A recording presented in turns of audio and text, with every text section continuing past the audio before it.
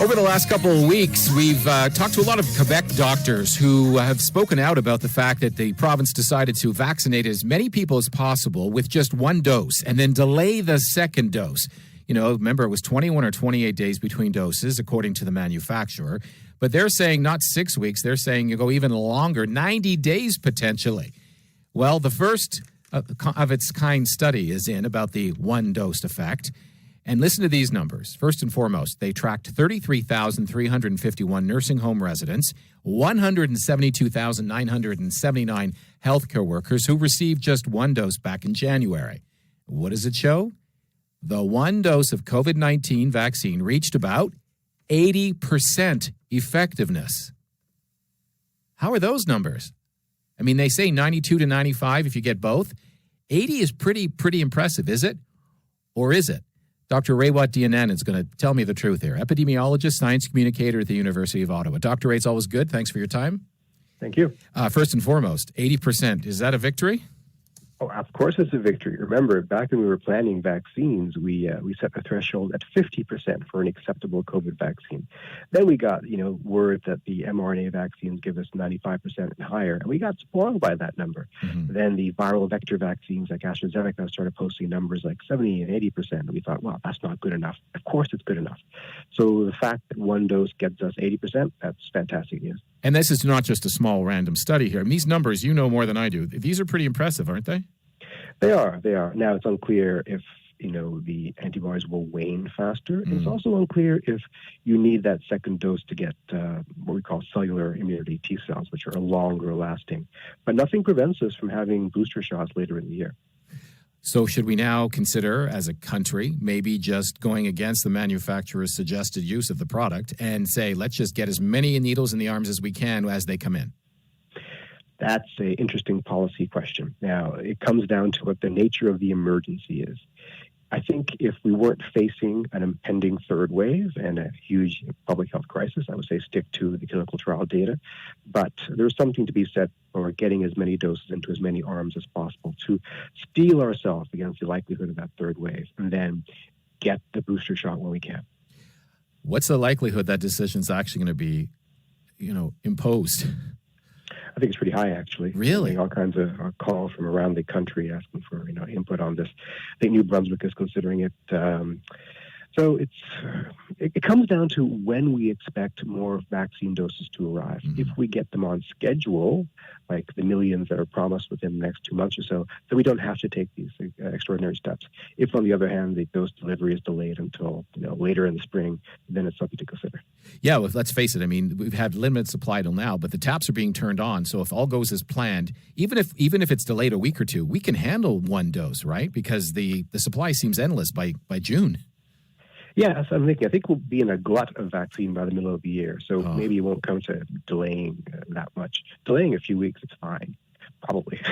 Delaying 90 days is, I'd rather not. I'd rather go for the 95% protection. But remember, we're facing the real threat of the new variants. Right. And the faster we can get enough resistance against that, then we're in a better position to take our time. Would there be some exceptions? For example, the most vulnerable and maybe frontline healthcare workers, maybe give them the 2 doses, but everybody else one until we get more? That's a really interesting point. I'm not sure that makes a lot of sense because we're trying to get as much population immunity as possible. Maybe for the extremely likely to die, like long-term care residents. But for those people as well, we should be putting up our other population health mitigation tools like the distancing and limited interaction. But it's an interesting question. I don't know the right answer to that. We're doing pretty well, at least here in Ottawa, when it comes to long-term care homes. I believe they're pretty much done, are they not? Oh, yeah. We're doing really well in Ottawa. And, of course, there's still some places in the province that are yet to be vaccinated. And this is important because even though a third wave is likely, it may not give us the same death toll because we have successfully immunized so many of the people who are likely to die. So maybe a high wave in terms of cases, but not as impactful in terms of suffering. And the critics of the closings or the lockdowns are saying that we should have done this from the beginning. That is, the number of cases, and the numbers are huge. When we see them, we go, oh my God. But at the same time, the actual number of hospitalizations, number of patients going to the ICU, and the number of deaths are a fraction compared to the big number every day. Now we can pay attention to that? Yes. And now the narrative might shift a little bit, assuming, of course, the vaccination continues on schedule. There's still going to be a large number of community-dwelling elderly who have not been vaccinated, a large number of immunocompromised people who have not been vaccinated. And during the second wave, we saw that much of the hospitalization across the country was taking place amongst middle-aged people who aren't long-term care residents and aren't high-priority people for vaccination. So we still might see some hospitalization issues here. But again, if we get ahead of that in terms of vaccination, then we solve that problem. We've had 28 straight days now with fewer than 100 new cases of COVID here in the capital. I mean, we've done, are we not sort of the example to all cities of this size around the world, if not in Canada? Sure, let's toot our horn. Why not? We've done a good job. We've been compliant with public health guidance. People in Ottawa are always wearing masks. They're keeping their distance. You walk down the street and people cross the street for you. It's not just because of your bad breath. It's because people are actually, concerned about COVID. So, yeah, we are a good model for proper civic behavior, I think. But also, do we have an unfair advantage because we're a government town and so many of us are working from home? Yes, we do. We have several socio-demographic advantages. We can keep our kids home if we want. We have good public health leadership. We have good media leadership, the fact that we skew higher end in terms of socio-demographics means that we are less likely to be compelled to go to work. All right. So here's the question of the day. So we reopened this week. We've got the variants looming and we've got a great track record. How are you feeling about the reopening, Dr. Ray?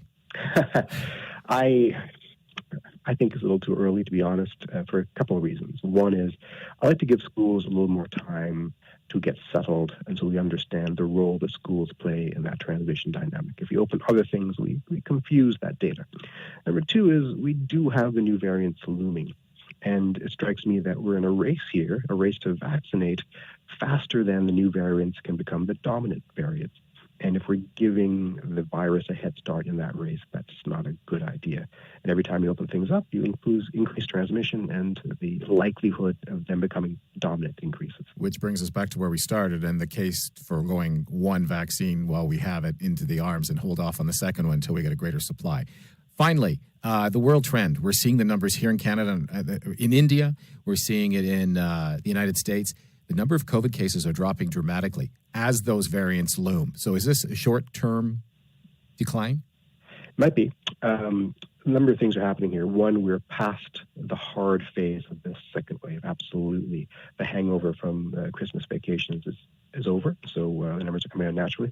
And mitigation strategies in places like Europe, the Middle East, and the USA are finally being seriously taken, and so they're showing their dividends. So yeah, we are through the worst of it, except that the new variants are looming, so that's the big unknown here. Yeah, we keep saying that. They're looming. Could we be wrong? Could we not out-track the variants between the vaccine rollout and the measures that we're taking? Precautions?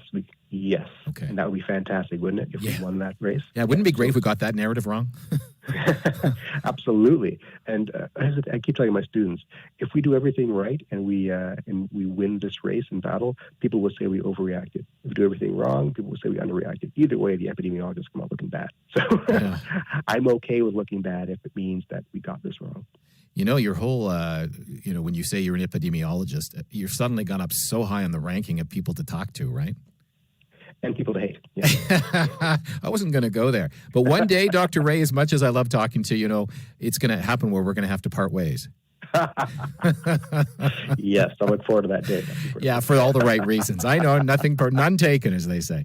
Dr. Raywat Deonandan, busy man, dad, teacher, and an epidemiologist and science communicator, hence our conversation. Thank you, Dr. Ray. Appreciate it.